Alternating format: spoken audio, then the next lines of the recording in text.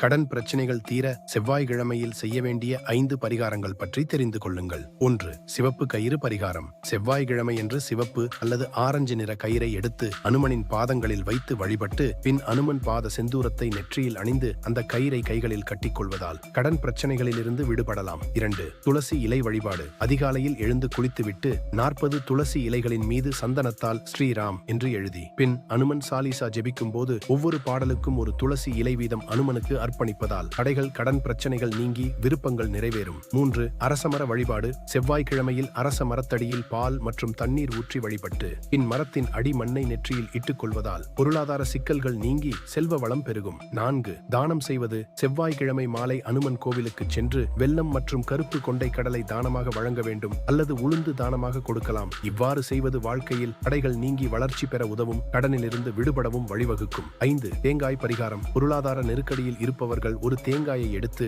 7 முறை தலையை சுற்றி அனுமன் கோவிலில் வைத்து வழிபடுவதால் கடன் சுமை குறைந்து நிம்மதியான வாழ்க்கை அமையும்.